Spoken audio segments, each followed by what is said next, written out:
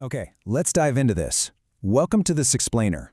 Today, we're going to peel back the layers on a hidden financial crisis that is quietly affecting millions of Americans right under our noses.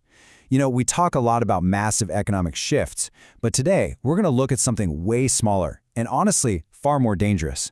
It's a crisis that doesn't really make the front pages, but it's literally keeping half the country awake at night. $400. That is it. We're not talking 4,000 or 40,000, just $400. It basically represents the cost of a totally mundane, everyday life event, right? The cost of a new car tire, a quick, unexpected run to urgent care, maybe calling a plumber because a pipe is leaking. For some people, sure, this amount is a minor, annoying inconvenience. But for a massive chunk of the population, this relatively small number is a terrifying threshold that pushes them straight into full-blown financial panic. And this brilliantly illustrates exactly what I mean.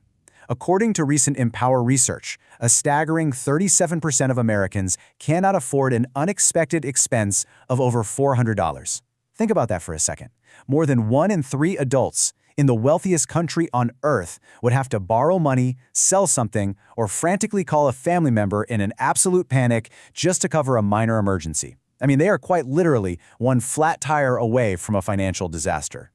Well, it actually gets even more concerning. 21% of Americans have zero emergency savings, absolutely nothing set aside.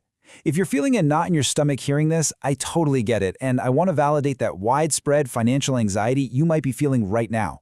More than 1 in 5 people have no cushion whatsoever for when life inevitably goes wrong. So if you feel like you're walking a tightrope without a net, believe me, you are far from alone.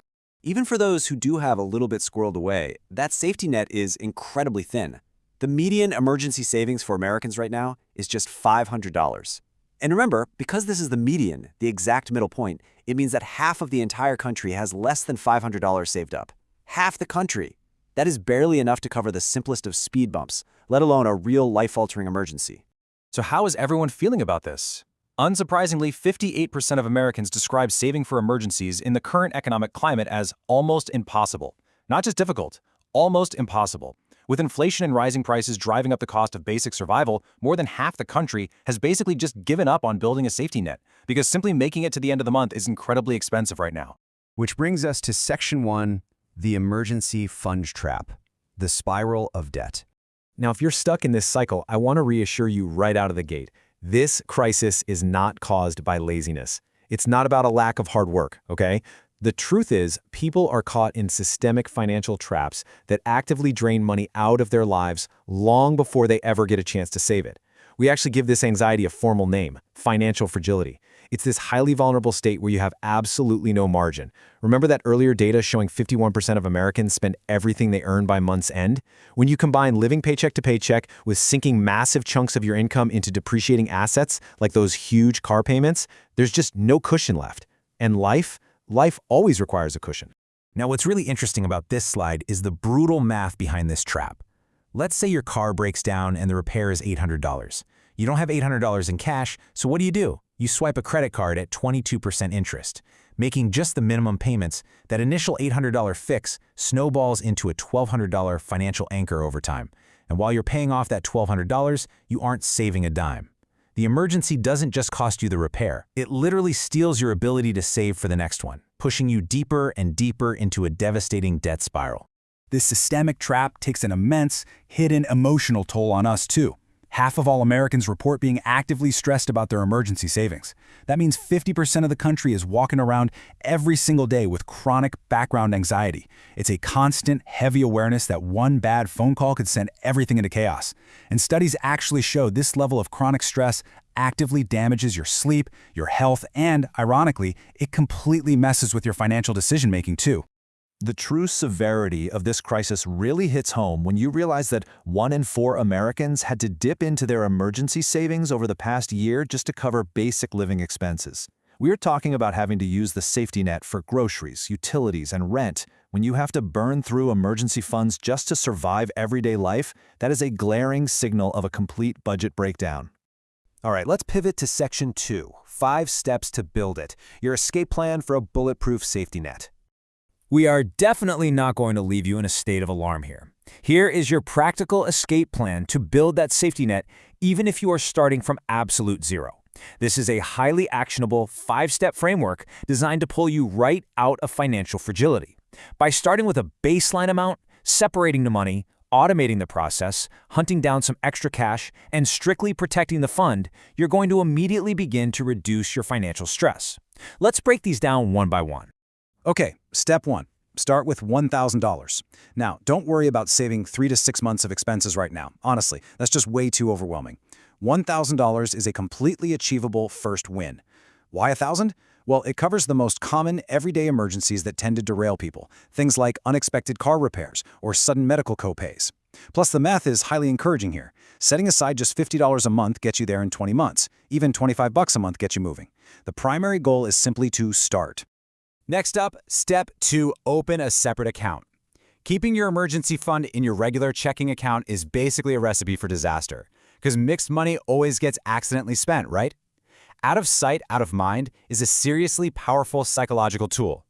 By opening a separate high-yield savings account, not only do you protect your progress from your own spending habits, but you also take advantage of modern banking. Looking at 2026, many of these accounts are earning 4% interest or more. That means your safety net actually grows itself just by existing. Moving on to step 3, automate the savings. Listen, if you wait until the end of the month to see what's left over to save, there will never be anything left over. Do not rely on willpower.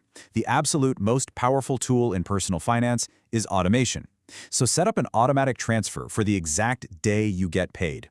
You're basically paying yourself first, making sure the money goes straight to your emergency fund before it can be absorbed into your regular monthly expenses. Let's move to and see how this builds with step 4, find the extra money. You might be wondering, okay, where is this cash actually supposed to come from? Well, start by looking at the car trap. The average American is paying a staggering $767 a month for their vehicle. Limiting your vehicle costs to just 15% of your take-home pay can free up hundreds of dollars. Next, you've got to ruthlessly cancel those unused streaming subscriptions and apps. Finally, just look around your house. Selling unused items on Facebook Marketplace or eBay for one solid weekend can instantly give your new fund a massive head start, and bonus, it finally clears out your garage. And finally, step 5, protect the fund. This is where you have to be absolutely ruthless with your boundaries. Your emergency fund is not a vacation fund, and it's definitely not for a spontaneous flash sale. There are 3 strict rules here. An expense must be unexpected, necessary, and urgent. If a sudden expense does not meet all 3 of those criteria simultaneously, it absolutely cannot come from your emergency fund. No exceptions, period. Section 3, the foundation of freedom. Beyond the math. So the crucial point is, we aren't just doing all this to hit some arbitrary mathematical milestone. The goal isn't just to have numbers sitting in a bank account. It's about achieving a life completely free from that constant background anxiety. It's about getting to a place where one bad day or one broken pipe simply doesn't ruin you. As your account grows, you're going to notice something amazing happens. That chronic anxiety, it lifts. You stop making decisions based on fear. Because the truth is, the next emergency isn't asking for your permission. It is coming whether you're ready for it or not. So I'll leave you with this provocative question. Which side of this moment are you on? I challenge you today, literally right now, to open a dedicated savings account and transfer just $25 into it. Take that very first step to master your budget and build the foundation that is going to change your financial life forever.